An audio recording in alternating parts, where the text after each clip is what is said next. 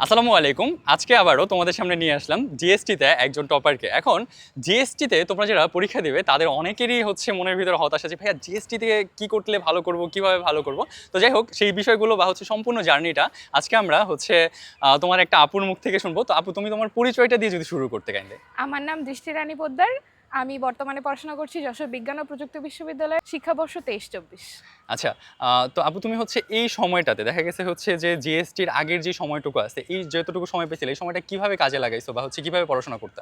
আমার আসলে মেইনলি ইচ্ছা ছিল রাজশাহী বিশ্ববিদ্যালয়ে ভর্তি হওয়ার, কমার্স ব্যাকগ্রাউন্ডেই। আচ্ছা আচ্ছা কিন্তু আসলে দুর্ভাগ্যবশত আমার কিছু ল্যাকিংসের কারণে হয় নাই। আচ্ছা। তবে সেখানে পজিশন আসছিল 1530 সামথিং হয়তোবা। হুম হুম হুম।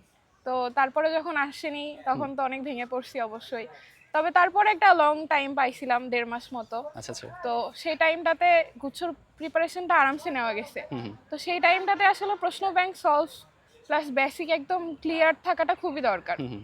এই দুইটা মানে মেইন একদম যদি পুরোপুরি স্ট্রং থাকে তাহলে আমি মনে করি গুচ্ছে চান্স পাওয়া খুবই সহজ। সহজ হয়ে যাবে, হ্যাঁ। হ্যাঁ।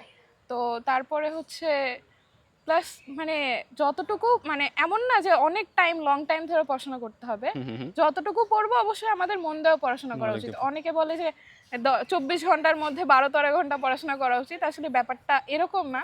ব্যাপারটা হচ্ছে আমি যতটুকু পড়বো হুম, মন দিয়ে পড়বো, মনোযোগ দিয়ে প্লাস পড়বো। যতটুকু আমার দরকার মানে হুম, হুম, প্রশ্ন ব্যাংকে যতটুকু আছে, যতটুকু বেসিক বা থিওরি আছে এইগুলাই বারবার রিভিশন দেওয়া। আচ্ছা, কারণ আচ্ছা। গুচ্ছে আমরা বেশিরভাগই দেখি যে আমাদের প্রশ্ন রিপিট হয়। রিপিট হচ্ছে। এটা খুব রিপিট হয়, যার জন্য প্রশ্ন ব্যাংকটা যদি ক্লিয়ার থাকে আর বেসিক ক্লিয়ার থাকলে খুবই সহজ হয় আমার আচ্ছা, মনে আচ্ছা। হয়। তো মোটামুটিভাবে এখন তো ওদের হাতে ৩০ দিনের মতো সময় আছে। ওরা হচ্ছে কোন জিনিসগুলা করবে না বা কোনটা করা অ্যাকচুয়ালি এই টাইমটা উচিত না? তোমার কি মনে হয়? যেটা আমার মনে হয় ভাইয়া, যে আগে তো অনেকগুলো পরীক্ষা দিছে, হ্যাঁ, হ্যাঁ। যে যাদের হয় নাই বা হইছে, হুম, হুম। এমন না যে আমার হয়ে গেছে আমি খুব খুশি বা আমার হয় নাই আমি খুব ডিপ্রেসড। ডিপ্রেসড। এটা হওয়া যাবে না। আচ্ছা। মানে মানে নিজেকে আমার ধরে হ্যাঁ, রাখতে হবে হ্যাঁ ফার্স্ট অফ অল। অবশ্যই ধরে রাখতে হবে যে আমার হয়তোবা হইছে, আমি হুম, সেখানে কাঙ্ক্ষিত সাবজেক্ট পাই নাই। হুম, হুম। তো আমার কাঙ্ক্ষিত সাবজেক্ট পাওয়ার জন্য তো অবশ্যই আমার আরেকবার ট্রাই করা উচিত। হ্যাঁ।